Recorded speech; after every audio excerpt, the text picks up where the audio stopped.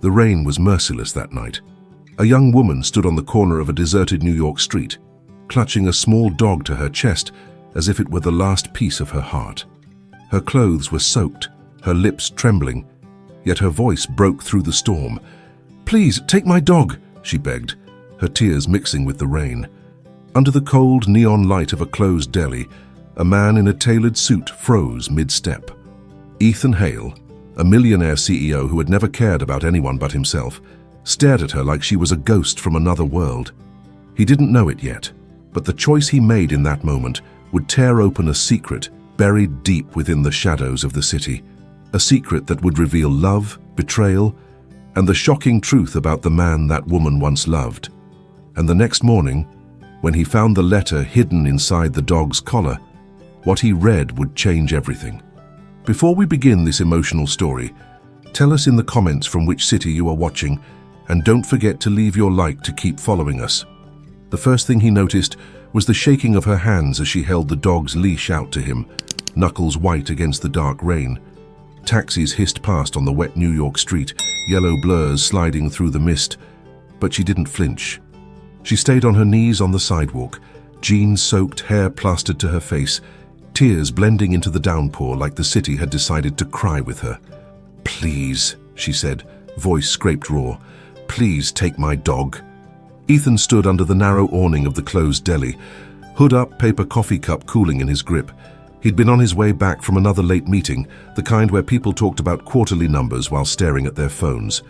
Now he was staring at this girl kneeling in a puddle, a small beagle trembling between them, a fraying red harness digging into its chest. "This some kind of trick?" Ethan asked, eyes narrowing. "Because if you're about to ask for money—" "I'm not," she cut in, quick, desperate. She looked up at him then, and for a second the city noise blurred. Her eyes were glassy, rimmed red, but sharp. Not drunk, not strung out, just cornered. "I don't want your money. I can't keep him. Please. Just tonight, or forever. I don't care." Her voice broke on the last word. A guy in a suit walked by, umbrella angled away from her, as though misery might be contagious. A woman in heels tossed a glance, then turned back to her phone. To them, the girl on the ground might as well have been another shadow, another anonymous homeless woman blending into the rain-dark stone.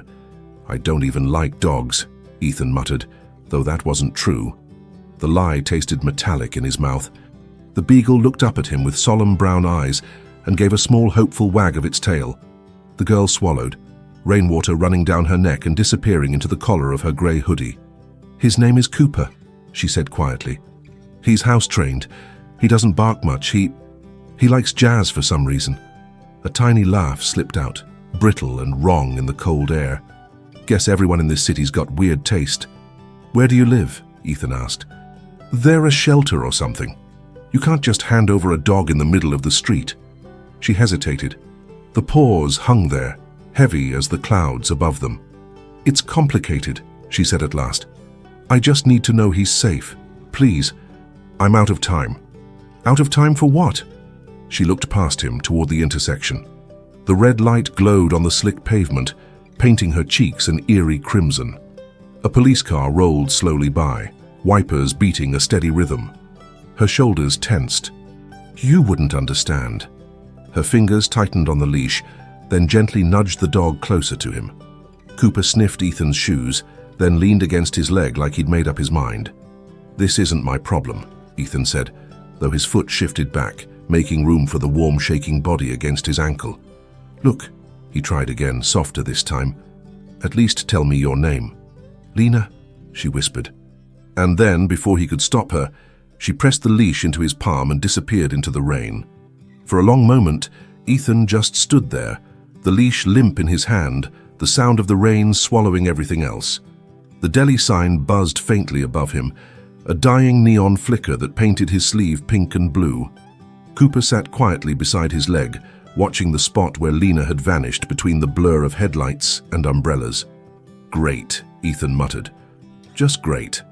He looked down at the beagle, who looked right back as if waiting for orders. The city around them felt too big, too indifferent. He sighed, half a growl, and nodded toward the street. "All right, buddy. Let's get you out of the rain." By the time he reached his apartment in Midtown, the rain had softened into a drizzle. The lobby guard raised an eyebrow when he saw the dog. Ethan didn't bother explaining. He just pressed the elevator button and waited, tapping his foot, the smell of wet fur and city grime rising around them. Inside his sleek, minimal apartment, all glass, chrome, and silence, the contrast was almost absurd. Cooper padded across the floor, sniffing every corner with quiet curiosity. Ethan tossed his soaked jacket onto a chair and rubbed his temples. He didn't do pets. He barely did people. Still, when Cooper found the soft throw blanket on the couch and circled twice before lying down, Ethan didn't have the heart to move him. Something about the dog's exhaustion mirrored his own. He made himself a drink, sat on the edge of the sofa and stared out the window. The skyline glowed with 1,000 indifferent lights. Somewhere out there, Lena was walking, or hiding. Her face, pale and rain-slicked, wouldn't leave his mind. "You really know how to pick them, Ethan," he said to himself, taking a sip. Cooper shifted, letting out a soft whimper. Ethan frowned, leaned forward, and noticed a damp envelope tucked into the small pouch attached to the dog's harness. The paper was creased, the ink smudged by rain. He hesitated, thumb running along the edge. The flap wasn't sealed. He opened it slowly. Inside was a folded sheet of notebook paper, handwritten in hurried strokes. The first words made his chest tighten. "If you're reading this, it means I couldn't stay." He read on, eyes tracing the desperate scrawl. "Please don't try to find me. They're watching everything. Cooper is all I have left of him. Take care of him, and maybe someday I'll be able to explain." The note ended abruptly, without a signature, just a small smudge of something that looked like blood, faint but real. Ethan leaned back, heart hammering against his ribs, the paper trembling in his fingers. Cooper lifted his head, watching him with those deep, unblinking eyes. And somewhere below, in the sleepless hum of the city, a siren began to wail. Ethan barely slept that night. The city pulsed below his window, headlights carving thin lines of light across the apartment walls. He sat on the couch long after the sirens faded, the letter still open beside an untouched glass of whiskey. Cooper lay curled near his feet, twitching occasionally in a dream. He kept rereading the same line, "They're watching everything." Each time, it lodged deeper in his chest, twisting. What did that even mean, and who was him? At 3 a.m., he finally stood, restless, and opened his laptop. If Lena had been telling the truth, maybe her name, or at least her face, would show up somewhere. Missing persons, arrests, shelters, anything. But after an hour of searching, all he found were dead ends. No recent police reports, no Lena matching her description, no sign she even existed. By morning, a grey light had seeped through the windows. Ethan rubbed his eyes, half delirious. He'd already decided to drop the dog at a shelter that afternoon, convince himself this wasn't his problem. But when he walked into the kitchen, Cooper sat waiting, tail thumping softly against the tile, eyes hopeful. "Don't look at me like that," Ethan murmured, pouring coffee. "You're not staying." The dog tilted his head, ears perked as if disagreeing. By the time Ethan left for work, Cooper had followed him to the door, whining softly.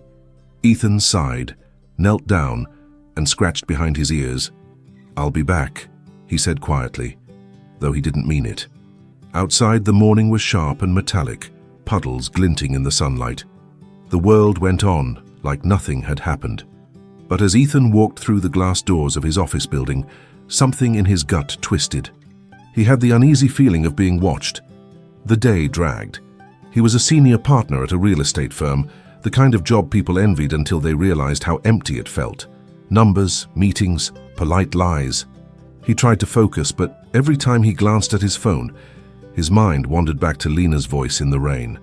When he returned home that evening, the apartment was quiet. Too quiet. "Cooper?" he called. No response. His chest tightened. He walked through the hallway, heart thudding faster with each step, until he found the beagle sitting patiently by the door, a small object clutched between his paws. Ethan crouched down. It was a cheap plastic keycard, cracked on one side, still damp. A hotel logo faintly visible beneath the scratches. Regal Inn, Queens. He frowned, turning it over. On the back, faintly written in blue ink, were 4 words. Room 312. Don't tell. The dog stared up at him, tail motionless. Outside, thunder rumbled again, low and distant, as if the storm hadn't finished its work after all. Ethan drove to Queens under a low, bruised sky that threatened rain again.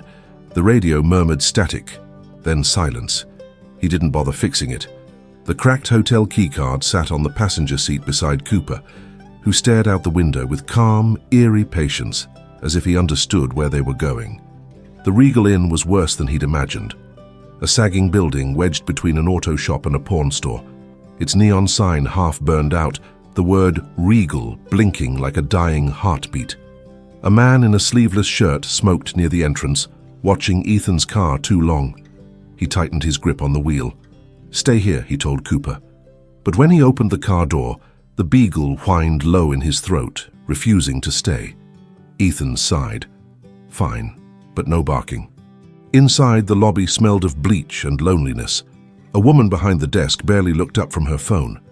"Checking in?" "Just visiting," Ethan said, sliding the card across the counter. "Room 312.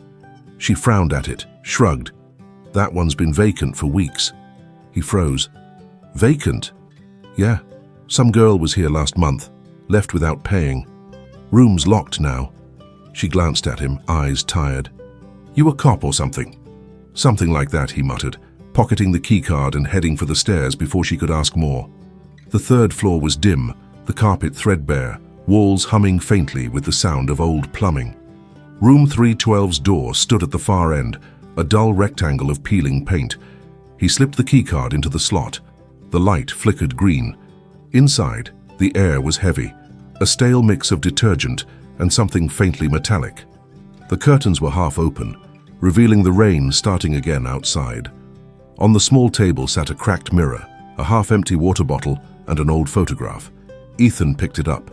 Lena, smiling, but younger, maybe 19, standing beside a man in military uniform, his arm around her shoulders, her hand clutching a small puppy with the same red harness Cooper wore now. Ethan's throat tightened. He turned the photo over. On the back, in faded ink, "Come home safe, Ben. We'll be waiting." Before he could process it, Cooper let out a soft growl. The hairs on his neck rose. Someone was in the hallway. Footsteps. Slow, deliberate. Ethan's pulse spiked. He slipped the photo into his jacket, grabbed the dog's leash, and moved toward the door. The footsteps stopped outside 312. A shadow darkened the slit of light under the door. A man's voice, low and rough. "Lena!" Ethan froze, breath caught. A hand rattled the handle. Then, silence. When Ethan finally dared to look through the peephole, the corridor was empty, except for a small folded piece of paper left on the floor. He picked it up with trembling fingers. One line, written in the same messy handwriting as before. "You shouldn't have come." Ethan didn't drive straight home. The rain had turned the streets of Queens into black glass, and every pair of headlights behind him made his pulse jump. Cooper sat tense in the back seat, ears twitching, eyes fixed on the rear window. When he reached Manhattan, he didn't park in his usual garage. Instead, he circled the block twice, scanning reflections in the wet pavement until he was sure no one followed him. Only then did he step out into the cold drizzle, the photo of Lena and the soldier burning in his pocket. Inside his apartment, everything felt different, smaller, quieter, as if the walls themselves were listening. He locked the door twice and dropped his keys with a metallic clatter. Cooper climbed onto the couch, curling up but not relaxing, watching his every move. Ethan poured himself another drink and stared at the photo again. Lena had looked so alive in it, her smile wide, eyes filled with something close to hope. The soldier beside her, Ben, had that same kind of steady gaze Ethan recognized from men who'd seen too much. He flipped open his laptop again. This time he searched for Ben plus Lena, plus missing plus military. Pages loaded and vanished. Then one link caught his eye. Sergeant Benjamin Carter, presumed dead, classified operation overseas. The article was 6 years old. Ethan read on. Carter had been part of a covert transport mission gone wrong. 3 soldiers listed as missing. No bodies recovered. Family left without answers. He leaned back, exhaling slowly. So Lena's husband, or brother, was dead, and Cooper had been their dog. That explained part of it, but not the fear, not the "they're watching everything." His phone buzzed suddenly, slicing through the silence. Unknown number. He hesitated, then answered. "Hello?" A woman's voice, low, breathless, whispered on the other end. "You need to stop looking for me." Ethan froze. "Lena? Please, just keep him safe. Don't come after me. You don't understand who they are." "Who, Lena? Who's after you?" The line went dead. He stared at the phone, heart pounding, the echo of her voice lingering like smoke. Cooper whimpered, pacing near the door. Then a faint knock, 3 soft taps. Ethan's blood ran cold. He moved silently toward the door, peering through the peephole. No one. The hallway stretched empty, washed in dim light. But when he looked down, another envelope lay on the floor. He crouched, picked it up, tore it open. Inside was a single photograph, grainy, taken through a window.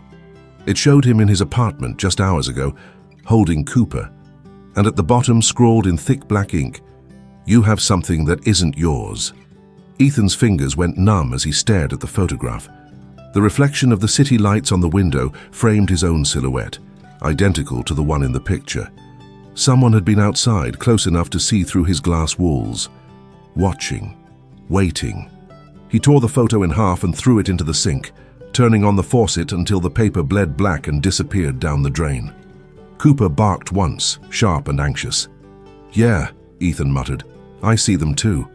He went to the window and peered into the dark city below. A pair of headlights idled too long near the curb, then rolled away slowly. He couldn't tell if it was paranoia or precision. Either way, he'd had enough. Within minutes, he'd packed a small duffel bag, cash, his passport, the letter, and the photo of Lena and Ben. He hesitated at the door, looking at Cooper. "Guess you're coming too, huh?" The dog wagged his tail once, solemnly, like a soldier answering a call. They drove out of the city at dawn, past the bridges and the tolls, the skyline shrinking behind them like a secret trying to vanish. Ethan didn't have a plan. He only knew he needed distance, somewhere quiet. Somewhere they couldn't be found. Hours later, he stopped at a roadside diner in upstate New York, the kind of place where coffee was burnt and the waitress called everyone Hon. He slid into a booth. Cooper curled at his feet. The waitress poured his coffee. "Cute dog," she said. "You're not from around here." Ethan managed a tired smile. "Just passing through." When she left, he unfolded the crumpled letter again, reading the words for the 100th time. "They're watching everything." He whispered under his breath, "Who are they, Lena?" A shadow fell across his table. Ethan looked up. A man in a dark suit stood there, raincoat still dripping, expression unreadable. His voice was calm, official, too official. "Mr. Hale?" the man asked. Ethan stiffened. "Do I know you?" The man ignored the question, flashing an ID too quickly for Ethan to read. "Federal matter. We need to talk about the animal you're traveling with." Cooper let out a low growl. Ethan's hand curled around his coffee cup. "What about him?" "Step outside, sir. This isn't the place." Ethan's eyes darted toward the parking lot, a black SUV idling, 2 silhouettes inside. Every nerve in his body screamed trap. "I think I'll stay right here," he said quietly. The man's expression didn't change. "You really don't want to make this difficult." He reached into his coat pocket, but Ethan was faster. The hot coffee hit the man's face, steam rising like smoke, and before anyone could react, Ethan grabbed Cooper, bolted through the kitchen, and disappeared out the back door into the rain. Behind him, someone shouted, "Stop him!" He didn't look back. The rain fell harder, thick sheets cutting across the empty highway as Ethan ran toward the tree line behind the diner. Cooper kept up surprisingly well, paws splashing through the mud, ears flapping like tiny flags of defiance. Behind them, voices shouted, tires screeched. Ethan didn't stop until they reached a cluster of pines that swallowed the noise. He crouched, breath ragged, one arm around the trembling dog. His clothes were soaked through, mud up to his knees, but adrenaline kept him moving. He fumbled with his phone, checked the signal. Nothing. No bars. "All right, buddy," he whispered. "We need a plan." They pushed deeper into the woods, branches whipping across Ethan's face. After what felt like an hour, they stumbled onto a narrow dirt road. At its end, an old cabin sat crooked under the storm, half hidden by vines. A flicker of candlelight glowed inside. Ethan froze. Someone was there. He approached cautiously, every step silent. The door creaked open before he even knocked. "Get in," a familiar voice said. Lena stood there, hood up, face pale, eyes wide with exhaustion. Ethan's breath caught. How?" "No time," she whispered, pulling him inside. The air smelled of damp wood and smoke. Maps were spread across the table, a laptop open, cables trailing across the floor. "You shouldn't have come. They tracked you the moment you took Cooper." He slammed the door shut. "Who are they, Lena? And why are they after a dog?" She looked at him, the rain glistening on her lashes. "Because Cooper isn't just a dog." Ethan stared at her, disbelief mixing with anger. "Don't start with that cryptic nonsense again. What's going on?" She hesitated, then reached for Cooper's collar. Her hands trembled as she flipped it inside out. Beneath the red fabric, almost invisible, was a small metal strip, etched with numbers and a faint blinking light. Ethan's heart stopped. "Is that a data chip?" she said. "Encrypted. Ben's last transmission from his unit. He hid it on Cooper before they were ambushed overseas. The people who came after you, they want it back." "Federal agents?" Ethan asked. She shook her head. "Private contractors, the kind that disappear people." He stared at her, the weight of her words sinking like stones. "So Ben's alive?" "I don't know." Her voice cracked. "But if that data gets out, it could expose what really happened to his team." Thunder rolled outside. Ethan rubbed a hand over his face. "You should have told me." "I couldn't risk it," she whispered. "The moment I left Cooper with you, they stopped tracking me. You were my decoy." Ethan stepped back, anger flashing in his eyes. "You used me?" "I saved you," she said, voice trembling. "If I hadn't, you'd be dead already." For a moment, neither of them moved. Only the sound of the rain pounding on the roof, relentless and raw. Then Cooper barked, once, sharp, and the cabin window shattered. A red laser dot slid across the wall. "Get down!" Ethan shouted, pulling Lena to the floor as glass exploded across the cabin. Cooper yelped, darting under the table. A second shot splintered the window frame, wood flying like shrapnel. Ethan crawled to the corner, eyes darting toward the door. "How many?" "2, maybe 3, Lena whispered, trembling. She reached for a small handgun hidden beneath the table. "They found us faster than I thought." Ethan glared.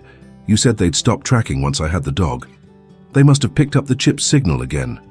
She fumbled with the laptop, fingers flying across the keys.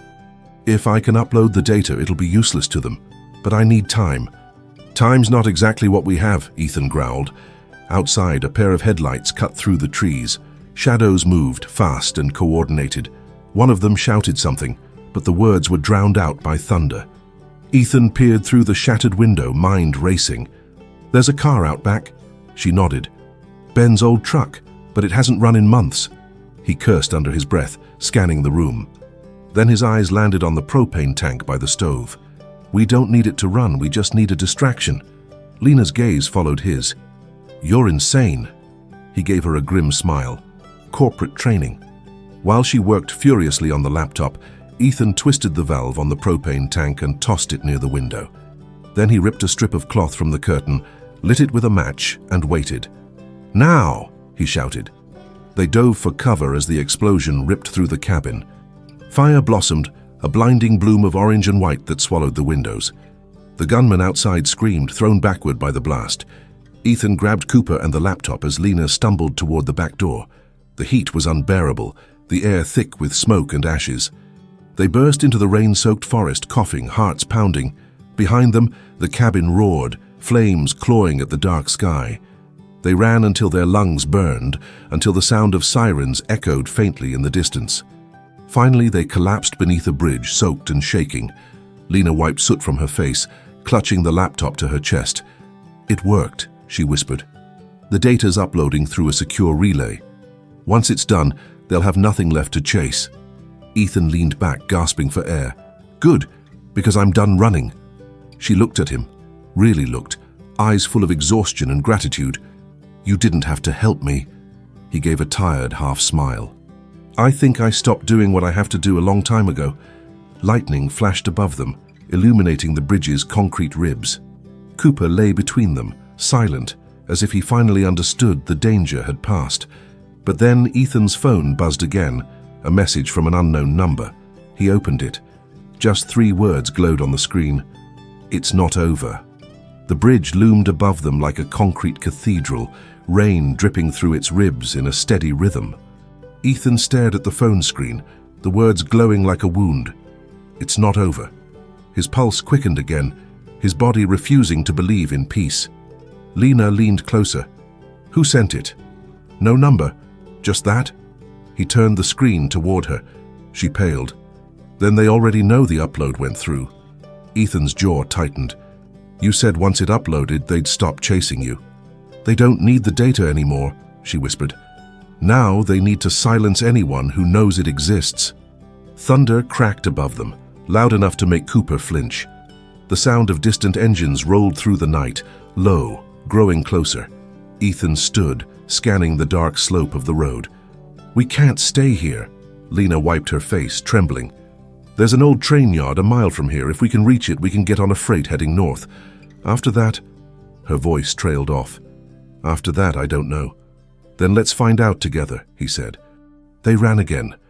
2 silhouettes and a loyal beagle cutting through the rain. The road sloped downward, puddles reflecting flashes of lightning. Somewhere behind them, headlights sliced through the darkness. When they finally reached the edge of the train yard, Ethan pulled Lena behind a stack of rusted cargo containers. The air smelled of iron and wet earth. Trains idled in the distance, their engines humming like sleeping beasts. Lena clutched the laptop. The upload's complete, she said. It's safe now. Everything Ben uncovered is public. Ethan exhaled in relief. Then you did it. But she didn't smile. No, we did. For a heartbeat there was peace, the kind that comes after too much chaos. But it shattered as a familiar voice echoed through the rain. Lena. They turned. A man stepped out from between the containers, dressed in black, his face half hidden under a hood. Lena froze. Her lips trembled. Ben? Ethan blinked. The resemblance was unmistakable. The same steady gaze, the same scar above the brow from the photo. Impossible, Ethan murmured. You were dead. Ben's voice was calm but heavy, like he'd aged a lifetime. I was meant to be. They made it that way. His eyes flicked toward the laptop. You shouldn't have sent it. Lena took a hesitant step forward. You were alive all this time. And you didn't come home? I couldn't, he said. If they knew I survived, they would have come for you. For Cooper. Ethan looked between them, his mind reeling. Then why are you here now? Ben's jaw tightened. Because the file you sent isn't complete. The real evidence is still inside the chip. The rain slowed, hanging in the air like a held breath. Lena's voice was barely a whisper. Then what happens now? Ben looked straight at Ethan. Now, we finish what I started. For a moment, the rain seemed to pause, the world holding its breath as the 3 of them stood face to face, shadows flickering in the silver light. Ethan could feel Lena's heartbeat against his arm, her trembling quiet but relentless. Cooper pressed closer to her legs, tail still, eyes watchful. Ben stepped forward, rain dripping from his hood. He looked thinner than the photo, eyes haunted, the kind of man who'd seen too much and carried all of it home. I planted that chip before the ambush, he said quietly. It holds proof that our own contractors sabotaged the mission. They were smuggling weapons under humanitarian aid. When I tried to expose them, they erased me. Ethan's voice was low. And now they're trying to erase the evidence too. Ben nodded. And everyone who touched it. He looked at Lena. You shouldn't have risked yourself. Tears streaked her cheeks, mixing with the rain. You don't get to tell me that. You disappeared, Ben. You left me burying an empty coffin. Ben's face crumpled, guilt breaking through the soldier's calm. It was the only way to keep you alive. Ethan took a cautious step closer. "So what do we do now?" Ben hesitated, glancing toward the headlights growing in the distance. 2 SUVs speeding toward the yard. "We finish it," he said. "The chip still has to be transmitted to every major news outlet. Once it's live, they can't bury it again." Lena opened the laptop, fingers shaking as she inserted the metal strip from Cooper's collar. The light blinked once, then steadied. "It's connecting," she whispered. "Just a few seconds." A bullet hit the metal container beside them, the sound echoing like thunder. "Down!" Ethan shouted, pushing her behind cover. Another shot tore through the rain. Ben fired back, steady, controlled, the soldier reawakening in him. Cooper barked wildly, refusing to run. The screen on the laptop flashed upload complete. Ben saw it, a flicker of triumph in his eyes, just before a final shot rang out. He staggered, one hand pressed to his side, blood blooming dark against his jacket. Lena screamed, catching him as he fell. "Ben, no, stay with me." He smiled faintly, rain on his lips. "You did it," he whispered. "It's over now." Ethan knelt beside them, his throat tight. The sirens were closer, their wails mixing with the storm. Ben's hand trembled as he reached for Cooper, who crawled to him, pressing his head against Ben's chest. "Take care of her," Ben murmured to Ethan. "Both of them." And then he was still. The dawn came hours later, soft, grey, almost merciful. The agents were gone, the evidence already circling the world. The truth could no longer be buried. Lena stood on the edge of the tracks, the rain finally easing. Ethan came to stand beside her, Cooper at their feet. "He saved us," she said softly. Ethan looked toward the horizon, the first light cutting through the clouds. "No," he said, "he saved everyone." Cooper barked once, quiet, almost like a goodbye, as the morning finally broke. When the world finally stopped raining, Lena and Ethan didn't speak. They simply stood there side by side while the sun pushed its first faint light over the wreckage of the night.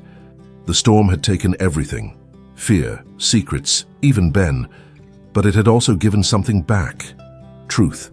The story had begun with a frightened girl in the rain begging a stranger to take her dog. It ended with that same dog carrying the last proof of a man's courage, the voice of justice that refused to die. Sometimes redemption doesn't come with applause. It comes quietly, in the trembling of hands, the warmth of loyalty, and the decision to do what's right when no one is watching. Lena looked down at Cooper, his fur still damp but his eyes bright. "He kept his promise," she whispered. Ethan nodded, slipping his arm gently around her shoulders. They didn't need to look back. The past had already spoken. In the distance, a train whistle echoed, low, haunting, and full of possibility. Because even when the world forgets, truth always finds a way home. Thank you for staying with us until the end of this heart-touching story. Tell us in the comments which part moved you the most. Subscribe and turn on the bell to receive more stories that inspire and transform. Leave a like if you believe in the invisible strength of dignity and family, and above all, thank you for being part of this community that believes in stories with soul. And before you go, watch the story I leave here on the left. I'm sure it will also move you and make you reflect.